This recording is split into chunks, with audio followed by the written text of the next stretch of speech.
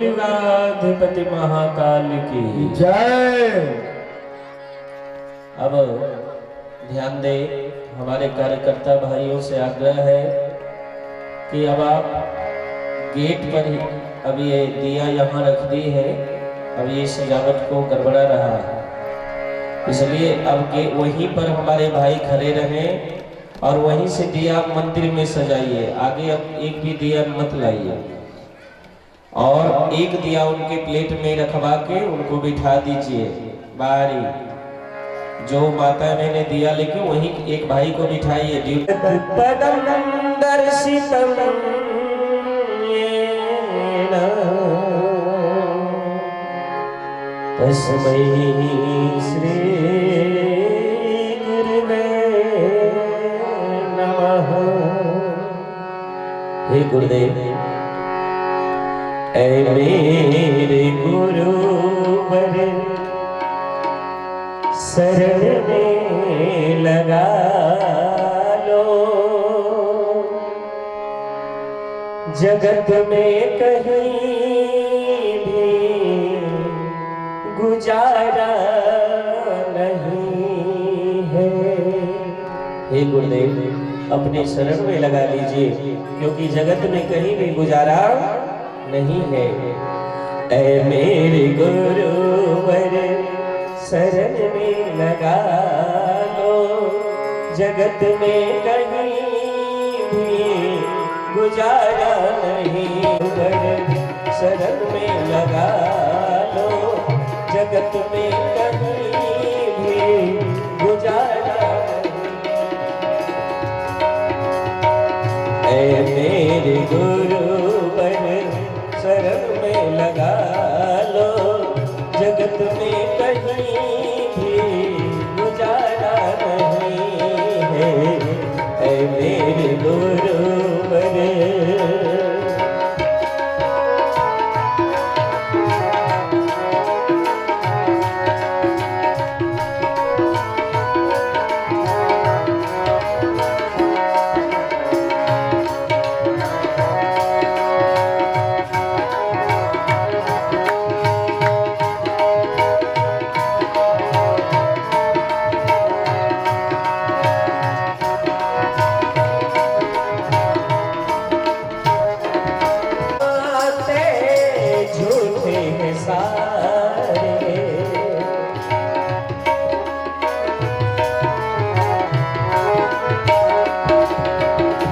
जगत के नाते झूठे हैं सारे। जगत के नाते झूठे हैं सारे। जगत के नाते झूठे हैं सारे। तुम्हारे अलावा सहारा नहीं है। मेरे गुरुवर शरण में लगा लो। जगत में कहीं भी गुजारा नहीं है। जगत में कहीं भी गुजारा नहीं है। ऐ मेरे गुरुवर।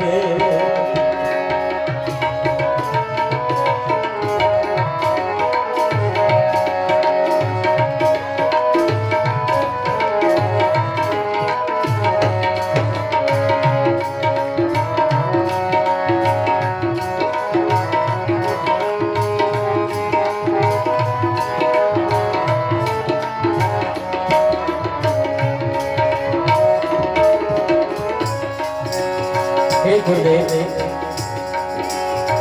कृपा जो तुम्हारी दास पर न होती। कृपा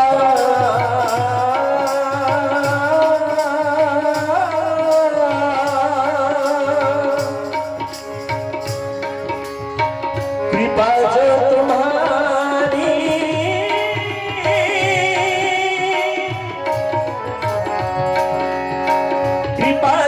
तुम्हारी दास पर न होती।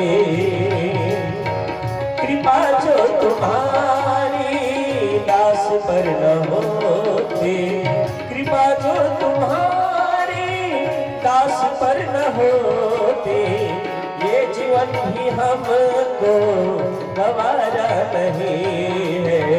मेरे गुरुवर शरण में लगा लो, जगत में कहीं भी गुजारा नहीं है, जगत में कहीं भी गुजारा नहीं है।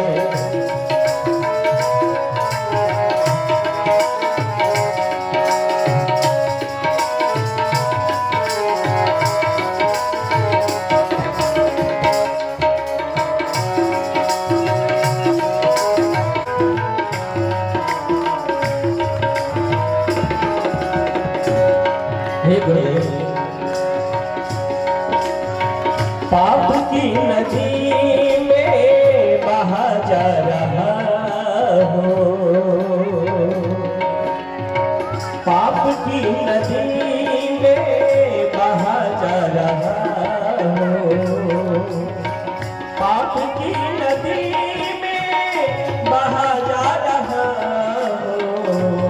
हे गुरुदेव, तुम्हें छोड़ कोई, तुम्हें छोड़ कोई किनारा नहीं है। मेरे गुरुवर शरण में लगा लो, जगत में कहीं भी गुजारा नहीं है। मेरे गुरुवर शरण में लगा लो, जगत में कहीं भी गुजारा नहीं है। एक बार सभी लोग ताली बजा के दोनों हाथ से और इस पंक्ति को दोहराइए। मेरे गुरुवर शरण में लगा लो, जगत में कहीं भी गुजारा नहीं है। मेरे गुरुवर शरण में लगा लो, जगत में कहीं भी, जगत में कहीं भी, जगत में कहीं भी गुजारा नहीं है। बोलिए सद्गुरु भगवान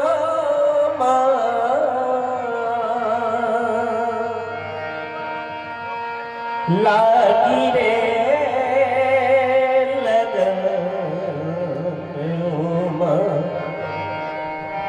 एक तेरे नाम की, लागी रे लगन उमा एक तेरे नाम की, लागी रे लगन उमा।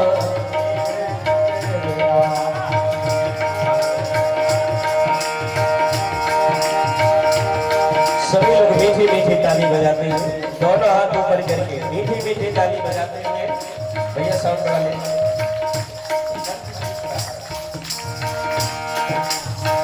लागी रे लगन उमा एक तेरे नाम की, लागी रे लगन उमा एक तेरे नाम, एक तेरे नाम की माँ, एक तेरे नाम की, एक तेरे नाम की माँ, एक तेरे नाम की, लागी रे लगन उमा एक तेरे नाम की, लागी रे लगन उमा एक तेरे नाम की।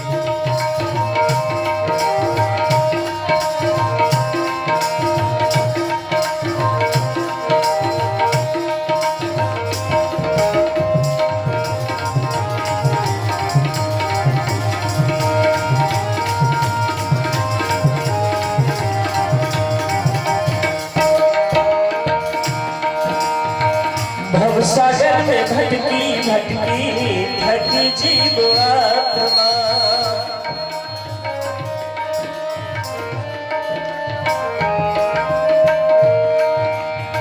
भव सागर में भटकी भटकी थकी जीव आत्मा, ज्ञानी का दीप जला दो मिले परमात्मा, ज्ञानी का दीप जला दो मिले परमात्मा।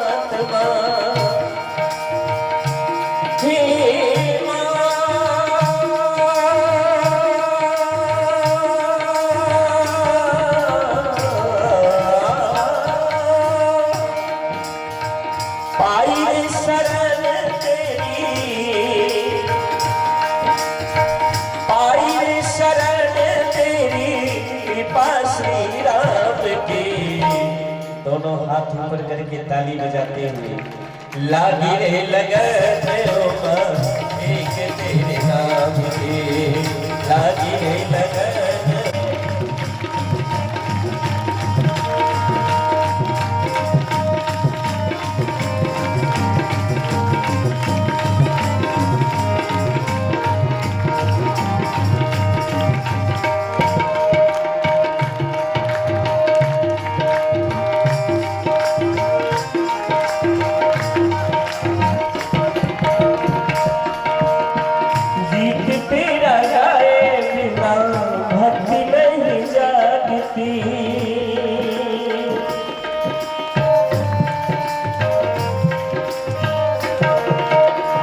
गीत तेरा गाए बिना भक्ति नहीं जागती, दिल में बसाए बिना शक्ति नहीं जागती, दिल में बसाए बिना शक्ति नहीं जागती। हे माँ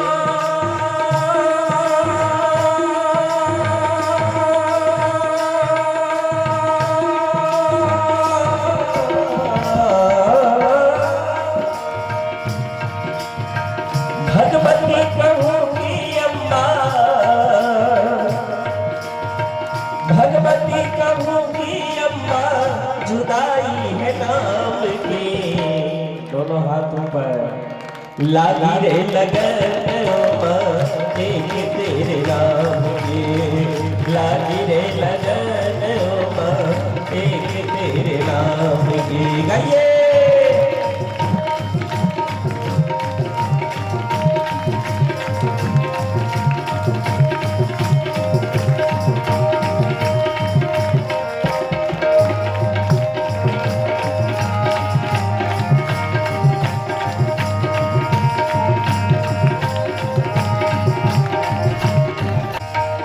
एक तेरे दर्शन खातिर, एक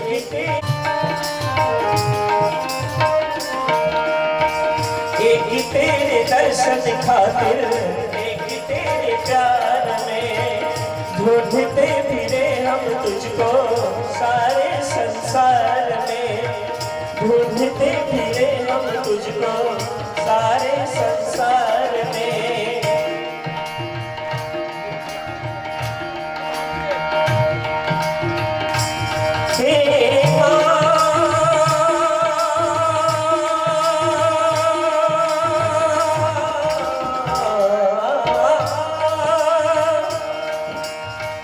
तुझे नहीं पाया तो यह हिमा,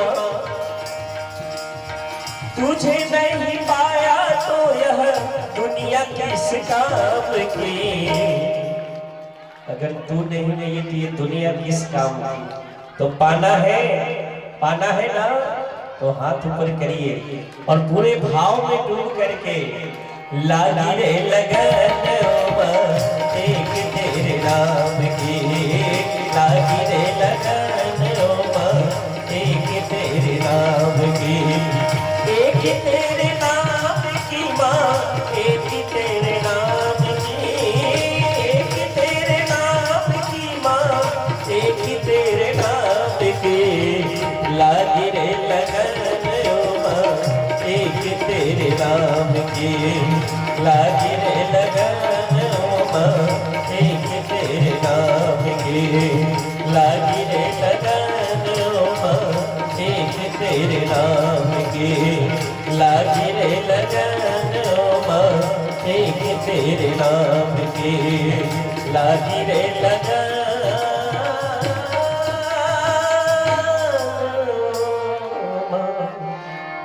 एक तेरे नाम की। बोली गायत्री माता की, यज्ञ भगवान की। देखिए एक बाबूजी हम लोगों को नेपाली सिम नहीं था तो एक मोबाइल गिफ्ट किए हैं हम लोगों को। ये मोबाइल हम लोगों को गिफ्ट किए हैं। तो जिनका हो देना हो तो कह देना आके, नहीं देना हो तो आके ले जाओ। बोलो गायत्री माता की जय। ये बाबूजी दिए हैं एंसिल नमस्ते दोनों सीम लगा है इसमें। डोली चंदन प्रसाद नैवेद्य ले लीजिए और कलश भगवान का भाव भरा पूजन करिए। सभी भाई बहन दोनों हाथ जोड़ लीजिए। ओम तत्कायामि ब्राह्मणा वन्दमानः तदा शास्ते यजमानो अविरभि अहिडमानो वरुणेवो गिरुसद्वं समानयायो ब्रह्ममाजस्य बृहस्पतिर्यज्ञमिमं तनोतरिष्ठं यज्ञं सम्मं दधातु विश्वे देवासये मादयन्तामो प्रतिष्ठा। ॐ स्वस्तिर्नः स्वस्तिर्नस्तारक्षो यरिष्ठनेमिः। ॐ भूर्भुवस्सुः सम्मत्पूर्णं पवित्रं पावनासनं आर्द्रं भक्तिं लक्ष्मी तिष्ठति सर्वदा लक्ष्मी तिष्ठति सर्वदा। ॐ भूर्भुवस्सुः ओम भूर्भुवस्सुः सम्मत्पूर्णं पवित्रं पावनासनं आर्द्रं भक्तिं लक्ष्मी तिष्ठति सर्वदा लक्ष्मी तिष्ठति सर्वदा। ओम नमः सर्वभूतेभ्यो नमः। ओम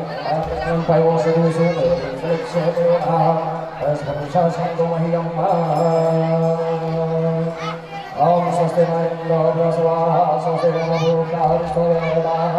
ओम भूर्भुवस्सुः तत्सवितुर्वरेण्यं भर्गोदेवस्य धीमहि धियो यो नः प्रचोदयात्। ओम सर्वसम्मतं पवित्रं पावनासनं आर्द्रं भक्तिं कीर्तन करेंगे और उसके बाद हम लोग कथा में प्रवेश करेंगे।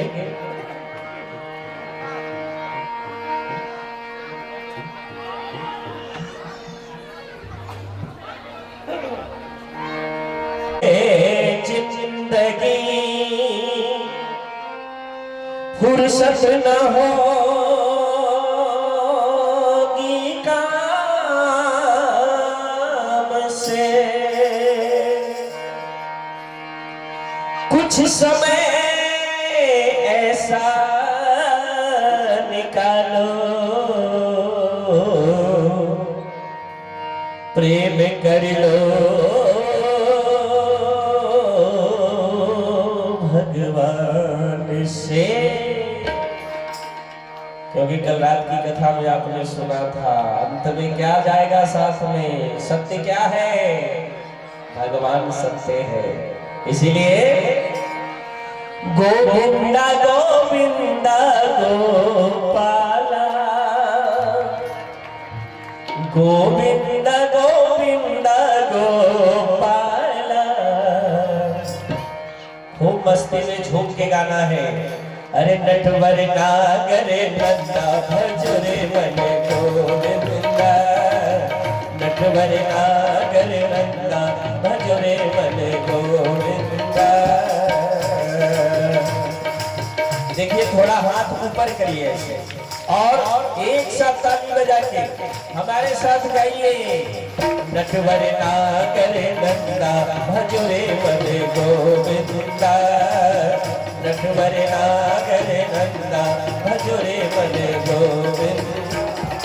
गोविंदा गोविंदा गोपाला, गोविंदा गोविंदा गोपाला। नटवर नागरे नंदा भजरे मन गोविंदा, नटवर नागरे नंदा भजरे मन गोविंदा।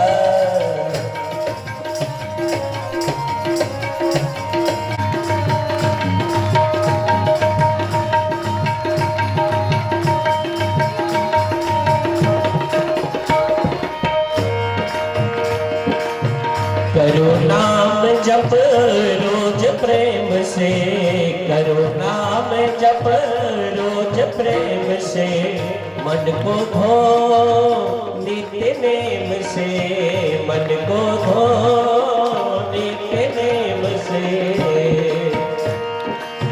निर्मल मन प्रभु को पसंद है, निर्मल मन प्रभु को पसंद है, मत कर मन को गंदा, भजो रे मन गोविंदा। मत कर मन को गंदा, भजो रे मन गोविंदा। गाइए ताली बजाते।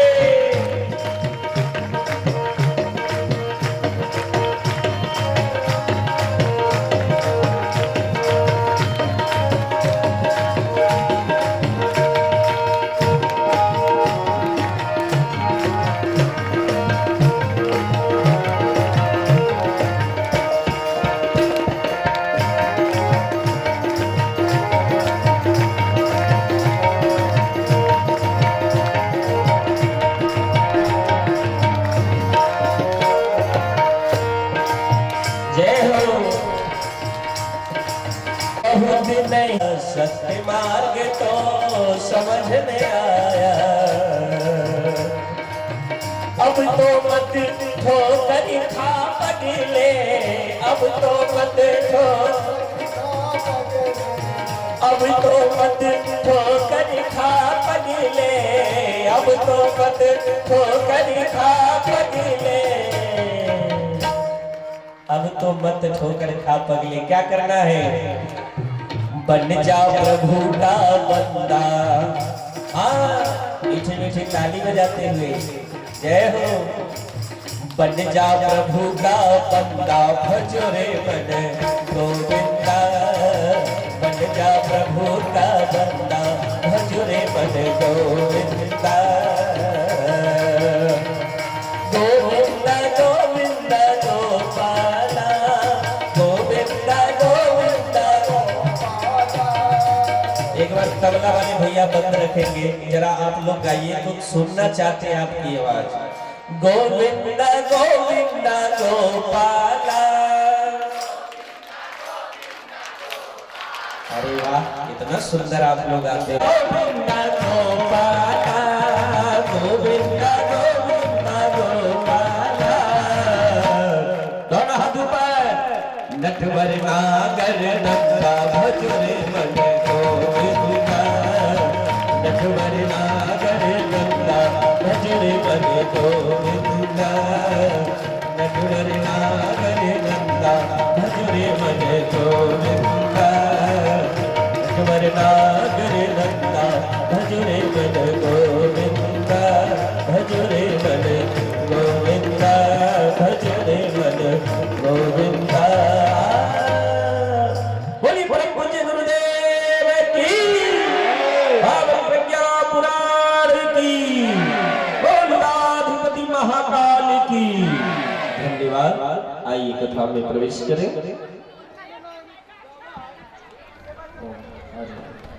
तो कहते हो बहने लगातार 3 दिन तक उस कमरे में बैठी बात करती रही। अब 3 दिन के बाद जब आयोजकों ने बाहर निकाला तो बहने ये कहते हुए घर को चली कि बाकी की बात फोन पर कर लेंगे।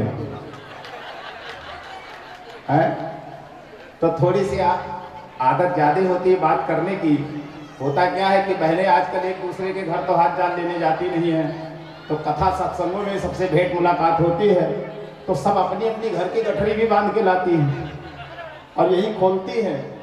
तो अपनी अपनी कथा थोड़ी बंद रखिए, नहीं तो फिर दोनों कथा यहाँ से हमारी उधर से आपकी, तो फिर सब गुड़ गोबर हो जाएगा है।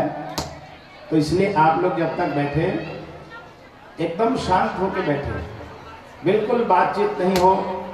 जब आप शांत होंगे, मन को शांत रखना बहुत कठिन काम है आज के समय में। अपने चित्त को संभाल के रखना बहुत कठिन काम है, और यही कारण है कि हम दुनिया के एक ऐसी भीड़ में जीते हैं जहां पर शांति और सुकून बिल्कुल नहीं है, और हम शांति सुकून खो चुके हैं, इसीलिए हम बड़े बड़े अवसरों को खो देते हैं। ये आज की कथा भी आपके लिए यहाँ 2 घंटे के लिए एक अवसर की भांति है। अब इस अवसर को आप चाहें तो शांत मन से, एकाग्र चित्त से इस अवसर का उपयोग कर लीजिए, और नहीं तो आप अपने घर गृहस्थी की बातें करते हुए खुद भी अवसर को खोएंगे, और आपके पास जो बैठा होगा वह भी अवसर को खोएगा। क्योंकि आपके बात करने से केवल आप ही डिस्टर्ब नहीं होते, जो आपके आसपास बैठे हुए लोग हैं उनको भी डिस्टर्ब होना पड़ता है। इसलिए फिर निवेदन है, अभी भी बहुत सारी माताएं बहनें बातचीत कर रही हैं पीछे, तो उनसे निवेदन है कि एकदम शांत होकर बैठे। आज बिल्कुल बात नहीं, जब कीर्तन गाया जाए कीर्तन गाइए, और जब कथा हो तो शांत हृदय से बैठ करके सुनिए। ठीक, कमर सीधी करिए, दोनों हाथ गोदी में रखिए, ध्यान मुद्रा में बैठ जाइए, नेत्र बंद करिए और परम पिता परमात्मा का ध्यान करिए, माँ गायत्री का ध्यान करिए, जिनकी छत्र छाया में हम सभी बैठे हैं, जिनके आंचल की छाया में बैठे हैं। यज्ञ भगवान का ध्यान करिए, जिस भूमि पर आप बैठे हैं, जहाँ पर निरंतर आहुतियाँ पड़ी, जहाँ देव शक्तियाँ अभी भी सर्वतोभद्र वेदिका पर विद्यमान हैं, इन समस्त देव शक्तियों की साक्षी मानकर इनसे प्रार्थना करिए, हे प्रभु, हे परमात्मा, हे देव शक्तियों, हे माता गायत्री, हमें सद्बुद्धि दो, हमें सद्ज्ञान दो, हमें श्रेष्ठ मार्ग पर चलाओ। आइए ऐसी भावना करते हुए महामंत्र गायत्री जिन्हें आता है साथ साथ बोले।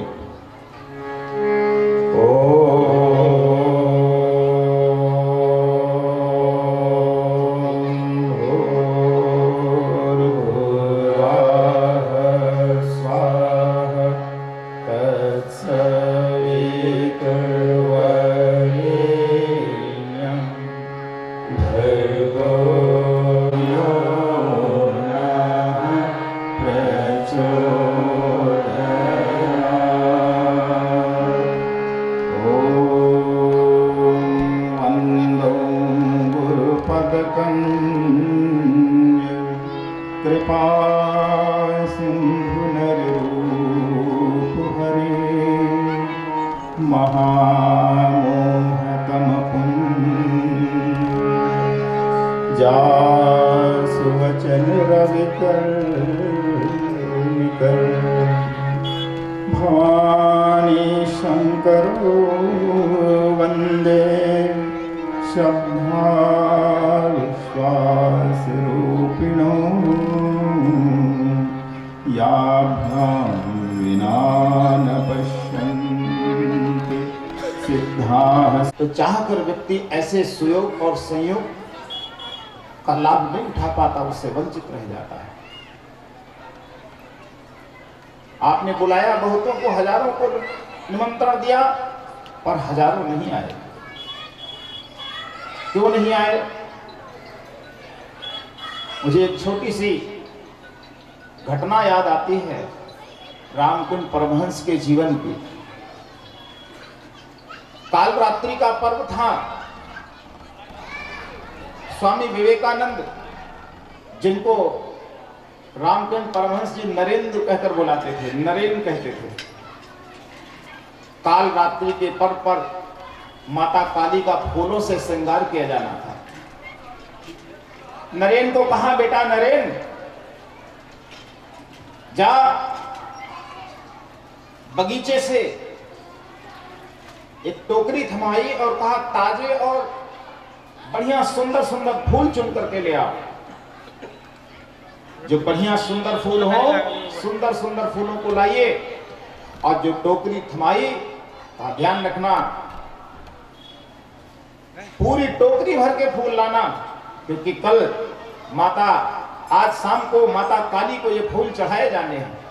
माता काली को इन पुष्पों से श्रृंगारित किया जाना है, इसलिए फूलों की कमी ना पड़े। तो वहां से 2-3 किलोमीटर दूर पर फूलों का बगीचा था।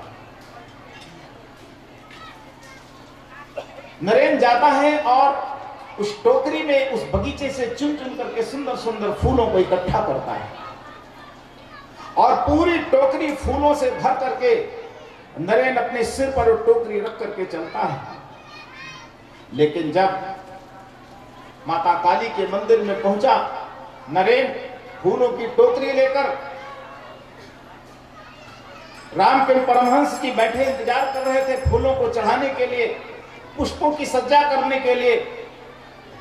और नरेन वो फूलों की टोकरी जो सिर पर रखे था, उसने जैसे ही नीचे सिर से टोकरी उतारी, तो रामकुंड परमहंस ने देखा वो टोकरी फूलों से आधी भरी थी, आधी खाली हो गई थी। रामकृष्ण ने कहा, नरेन, मैंने कहा था पूरी टोकरी भर के फूलों को लाना, तू आधी टोकरी लेके क्यों आया? नरेन देख करके हतप्रभ रह गया। कहने लगा, गुरुजी, मैंने टोकरी तो पूरी फूलों से भरी थी, पूरी भर के तेज हवा के कारण उस टोकरी में से एक एक करके फूल उड़ गए और टोकरी में आधे ही फूल रह गए। तो विवेकानंद को देखा, उसकी आंखों में अश्रु गिरने लगे। गुरुदेव क्षमा करिए। गुरुदेव ने कहा, बेटा तू इसमें परेशान क्यों हो रहा है? इसमें रोने की क्या बात है?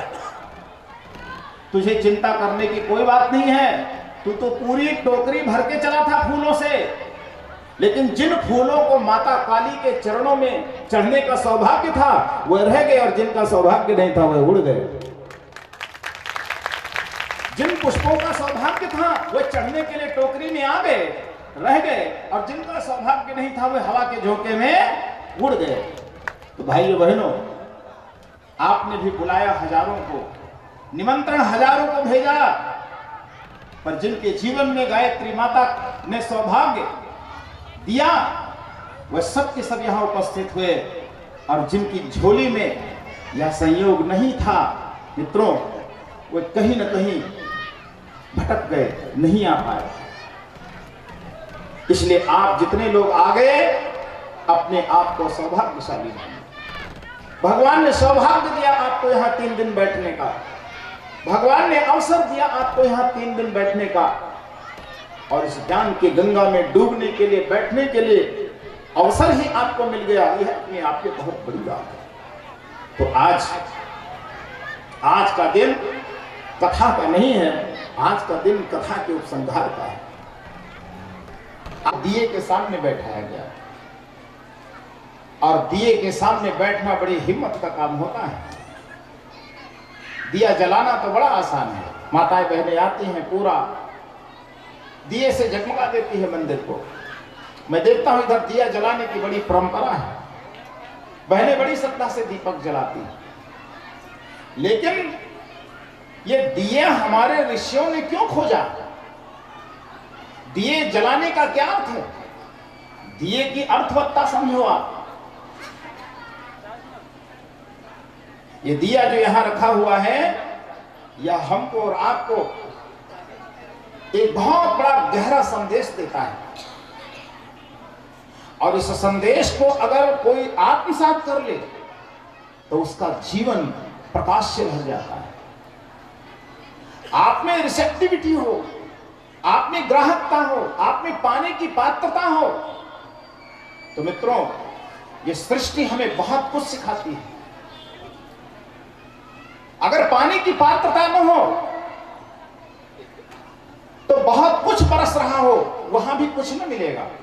पात्रता का महत्व है। कहते हैं एक जगह घनघोर वर्षा हो रही थी, काले काले बादल किसी घर के आंगन में बहुत बरसात कर रहे थे। उस घर के आंगन में 2 लोटे पड़े थे, 2 लोटे पड़े थे।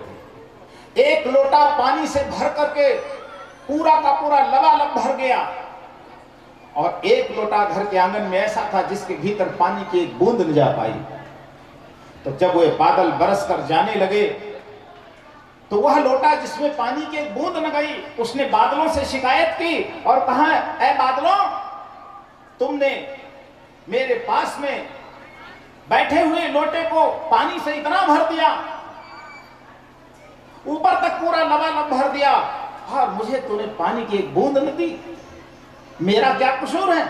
आपने पानी की एक बूंद भी मुझे न दी, मेरे साथ इतना अन्याय क्यों? तो बादलों ने समझाया, कहा, ऐ प्यारे लोटे, इसमें मेरी कोई गलती नहीं, मैं तो सब पर बराबर बरस रहा था, मैं तो सब पर बराबर बरस रहा था, लेकिन जिसका पात्र भर गया उसका मुंह ऊपर की ओर था। अब तेरे भीतर इसलिए कोई बूंद न जा पाई क्योंकि तेरा मुंह नीचे की ओर था। तो पात्र ही अगर औंधा रखा हो, उसका मुंह ही नीचा हो, तो बादल बेचारा क्या कर सकता है? गुरुदेव का ज्ञान था, वर्षा बराबर की गई, लेकिन यहां से अपने पात्र को भरकर वही ले जा पाएगा जिसका हृदय खुला हो, जिसका हृदय खुला हो, जिसका चित्त एकाग्र हो,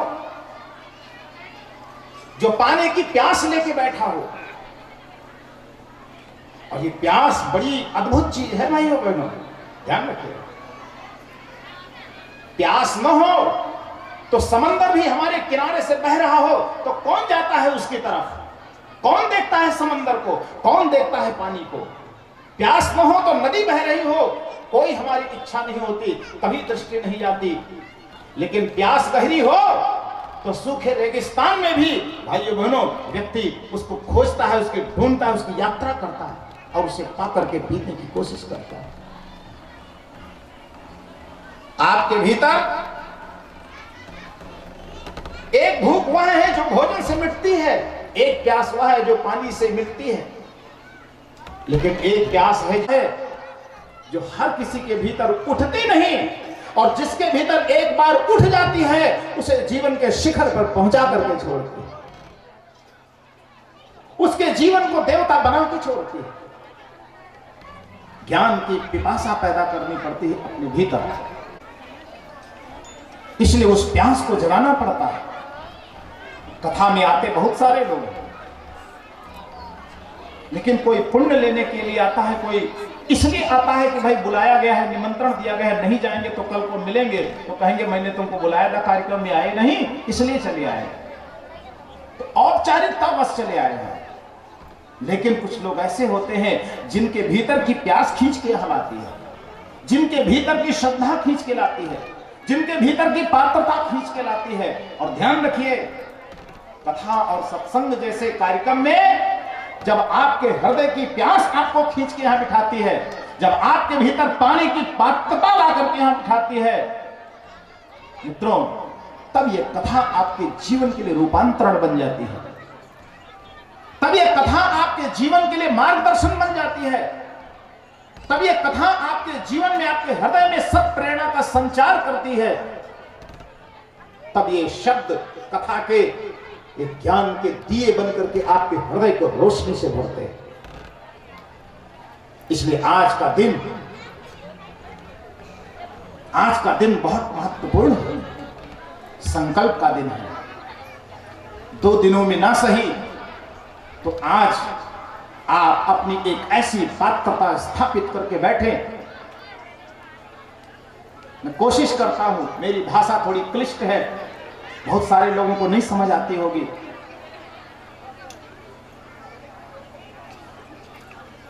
क्योंकि थोड़ी सी हमारी कठिन हिंदी है। मैं बहुत सरल करके बोल रहा हूं, फिर भी बहुत सारे कठिन शब्द होते हैं जिनको समझने में लोगों को थोड़ी परेशानी हो सकती है। लेकिन फिर भी आप थोड़ा सा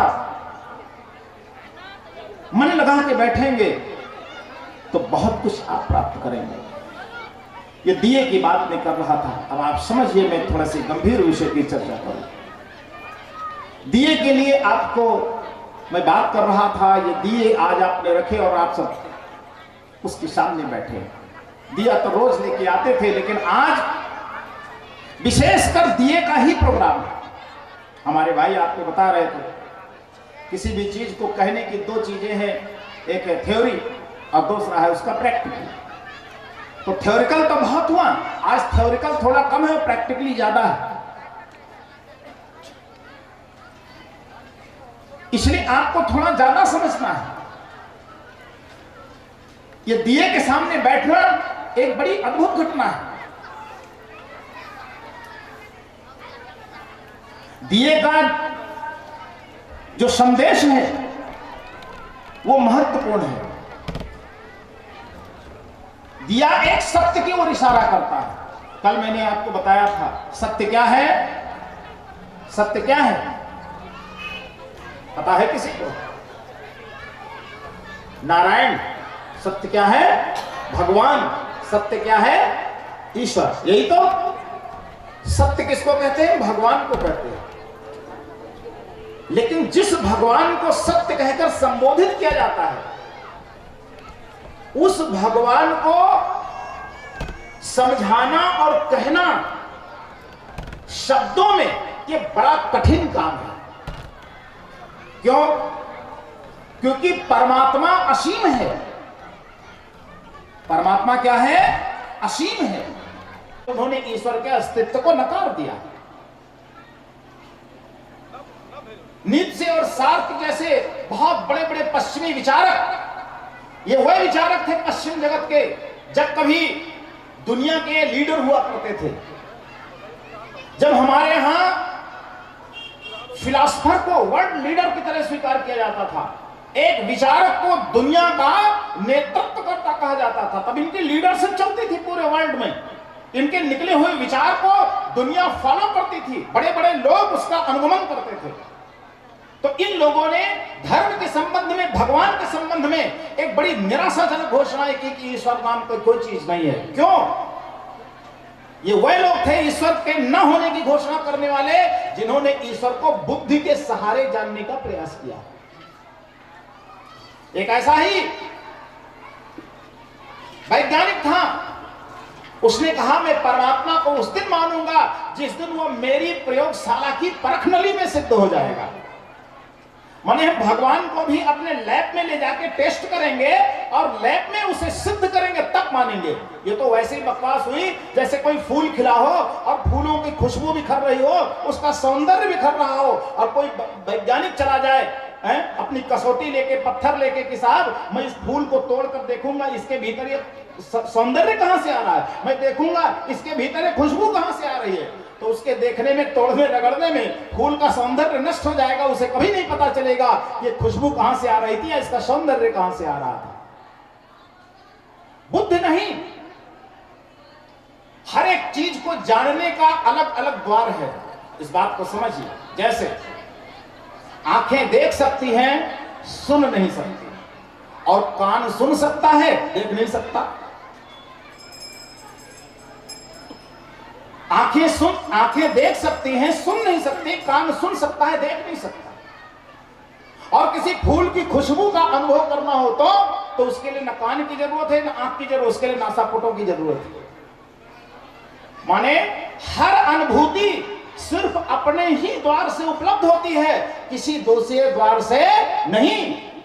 अगर दृश्य देखना हो तो उसकी अनुभूति का द्वार है आंख, और सुंदर संगीत सुनना हो तो उसकी अनुभूति का द्वार है कान, और खिले हुए फूल की खुशबू का अनुभव करना हो तो उसका द्वार है आपके नासारंध्र। ऐसे ही परमात्मा की अनुभूति का द्वार है हृदय। परमात्मा की अनुभूति का द्वार है हृदय, मस्तिष्क नहीं। इसलिए बुद्धि से परमात्मा को नहीं जाना जाता, परमात्मा को जानने के लिए हृदय का द्वार खोलना पड़ता है। हृदय का द्वार खोलना पड़ता है।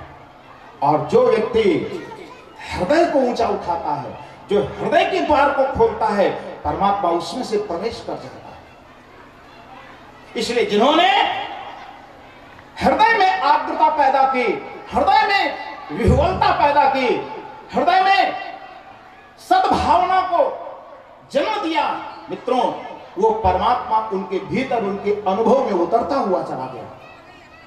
लेकिन एक और बड़ी बात कि उसे जाना तो जाता है हृदय में, लेकिन जानने के बाद, परमात्मा को जानने के बाद अगर वो कहे कि हम आपको जानने के बाद उसे हम बता दें, तो यह असंभव है। क्योंकि जो चीज अनुभव में जानी जाती है उसे शब्दों में अभिव्यक्त करना बहुत कठिन काम है। क्योंकि शब्द किसी चीज का परिचय तो दे सकता है, अनुभूति नहीं दे सकता, अनुभव नहीं दे सकता। अनुभव को अभिव्यक्त कर पाने में शब्द पूर्णतया असमर्थ है, उसकी कोई सीमा नहीं। ये बात वैसे ही है जैसे आपके सामने मैं बैठ करके गुड़ खाऊं। गुड़ समझते हैं आप लोग, गन्ने से बनता है। आपके सामने बैठ करके मैं गुड़ खाऊं और आप मेरे सामने आकर के पूछना शुरू कर दो, भैया ये जरा बता दीजिए गुड़ कैसा लगता है। तो मैंने तो खाया और आपने मुझसे पूछा क्या आप मुझे बता दीजिए तो मैं आपको बताना शुरू कर दूं कि बहन जी, भाई साहब, ये गुड़ तो बड़ा मीठा लगता है, ये बड़ा मीठा लगता है, ये बड़ा मीठा लगता है। मैं मीठा मीठा शब्द दोहराता रहूं, एक नहीं अगर 1000 बार, लाख बार भी मैं आपको मीठा मीठा कहता रहूं तो मीठा शब्द तो सुना, लेकिन मीठा शब्द सुनने से आपकी जबान पर मिठास आएगी? आप उस मिठास का अनुभव शब्द से कर पाएंगे? नहीं। मीठा शब्द सुनना अलग बात है और मिठास का अनुभव करना अलग बात है। मैं 3 दिन तक वही बात बोलता रहूं, आपको बिल्कुल पता नहीं चलेगा कि मीठा क्या होता है, लेकिन एक गुड़ का टुकड़ा आप उठा के आपके जबान पर रख दें तो मेरे बिना बताए आप सब समझ जाएंगे कि मीठा किसे कहते हैं। अर्थात जो चीज अनुभव में जानी जाती है उसे शब्दों में व्यक्त करना कठिन है। इसीलिए ईश्वर आज तक अनकहा रहा, कथाएं बहुत कही गई, अंत में कह दिया गया हरि अनंत, हरि कथा अनंता। इसे अभिव्यक्त करना असंभव है। भगवान बुद्ध 40 वर्ष तक बोलते रहे लोगों को ईश्वर के बारे में, 40 वर्ष तक लोगों को समझाते रहे, और 40 वर्ष के बाद एक व्यक्ति ने उनसे पूछा, कहा कि महात्मन, हम सब बौद्ध भिक्षुओं को जरा बताइए कि पिछले 40 वर्षों में आपने भगवान के बारे में बहुत कुछ कहा, क्या इन 40 वर्षों में वो भगवान जिसके बारे में आप बोलते रहे, क्या सब बोल दिया गया, क्या सब कह चुके हैं आप कि कुछ बाकी है अभी? तो भगवान बुद्ध अपने उन सारे भिक्षुओं को ले गए बहुत बड़े जंगल में। वो जंगल बहुत दूर दूर भर में फैला हुआ था, कई किलोमीटर में, और पतझड़ का समय था, सारे जंगल के पत्ते जमीन पर पड़े थे। भगवान बुद्ध ने उन भिक्षुओं को वहां खड़ा किया और एक मुट्ठी पत्तल उठाया और कहा, देखो, जितना इन 40 वर्षों में कह पाया वो है जो इस पूरे के पूरे जंगल में पत्तियों का ढेर पड़ा हुआ है। इतना विराट भगवान है, उसे अभिव्यक्त करना असंभव है। तो फिर कैसे समझाया जाए? तो ऋषियों ने फिर खोज की और उनके सबसे महानतम खोजों में से एक था जिसको हम ये दिया कहते हैं, जिसकी बात मैं आपसे कर रहा हूं। अब ये दिया क्या है? दिया क्यों लेकर के आए ऋषि? ये दिया मौन है, ये बोलता नहीं है, लेकिन ये न बोल करके भी अपने मौन से, दिया अपने मौन से, अपने मौन अस्तित्व से एक ऐसे सत्य का उद्घाटन करता है, अगर कोई उसे पकड़ ले, अगर कोई समझ ले तो मित्रों जीवन में क्रांति हो सकती है। अब इससे ज्यादा आपको कोई नहीं समझा सकता। तो क्या कहता है ये दिया? आप देखिए, ये दिया सामने रखा है, इसमें आपने बाती भी डाली है बाती आपने, इसमें तेल भी आपने डाला है और ये पात्र भी है। 3 चीजें हैं इसमें, बाती भी है, घी तेल भी है और पात्र भी है। इन तीनों चीजों के अलावा भी अभी इसमें एक चीज की कमी है। कोई बता सकता है इसमें किस चीज की कमी है? अब इसमें ज्योति की कमी है। किस चीज की? ज्योति की। ठीक, इसमें अगर ज्योति ना आए तो इस दिए का कोई मूल्य है? कोई मूल्य नहीं। ये 2 कौड़ी का है। भले आपने इसमें घी कितना ही शुद्ध डाला हो, बाती कितनी सुंदर डाली हो, और इस पात्र को कितना ही सुंदर क्यों न बनाया गया हो, लेकिन इस सुंदर सी पात्रता, सुंदर सी बाती और शुद्धतम तेल भी मिल करके ज्योति के बिना इसका कोई मूल्य नहीं है। ये 2 कौड़ी का है। तो ये क्या करेगा दिया? ये दिया एक हिम्मत का काम करता है। मैंने आपको कहा दिए के पास बैठना हिम्मत का काम है। आज आपको हिम्मत करके बैठना है। कौन सी हिम्मत करता है? ये दिया कौन सी हिम्मत करता है? जब इस दिए की वर्तिका के पास, इसकी बाती के पास एक जलती हुई ज्योति आती है। जब आप इसे भी जलाओगे तो एक जलती हुई ज्योति इसकी वर्तिका के पास आप ले जाओगे, ले जाते हैं हम इसकी ज्योति के पास, जलती हुई ज्योति ले जाते हैं, और जब जलती हुई ज्योति इस दिए की बाती के पास पहुंचती और अब उसके सामने सिर झुकने लगे। अब दिया जला नहीं कि लोग इसके सामने अक्षत फूल चढ़ाने लगते हैं। दिया जला नहीं कि आपको अंधेरे में रास्ता दिखाने में समर्थ हो जाता है। दिया जला नहीं कि मंदिर, मस्जिद, गिरजाघर, गुरुद्वारों में रखा जाने लगता है। और यही नहीं, एक जलता हुआ दिया एक जलता हुआ दिया इतनी सामर्थ्य पैदा कर लेता है कि सारे संसार भर के अंधेरे मिलकर एक दिए को बुझाना चाहे तो अंधेरों की औकात नहीं जो किसी जलते हुए दिए को बुझा सके। ये दिए का की क्षमता आ जाती है। कितनी बड़ी क्षमता, सारे संसार भर के अंधेरे मिलकर दिए को बुझा नहीं सकते, ये दिए की क्षमता होती है। भाइयों बहनों, ये दिया आज आपको यही संदेश देगा, यहां से ये प्रज्वलित होते हुए आपको यही संदेश देगा कि ऐ मनुष्यों, देखो मैंने हिम्मत की अपनी वर्तिका पर उस ज्योति को उतारने की। मित्रों, आप भी ऐसे हिम्मत करो। ये हिम्मत जिसने की वही कबीर और सूर और रैदास तुलसी मीरा के रूप में चमका। और आज मित्रों, इस दुनिया के इतिहास में चमकते हुए जितने लोग दिखाई पड़ते हैं, ये सब ऐसे ही हिम्मत वाले लोग हैं जिन्होंने अपनी आत्मा पर परमात्मा की ज्योत को उतारने का साहस किया। और आज आपको ये साहस करना है, आज आपको ये साहस लेके बैठना है, आज आपको भय नहीं खाना है, आपको साहस लेके बैठना है। हम भीतर से डर जाते हैं, हम भीतर से कांप जाते हैं, इसलिए बड़ी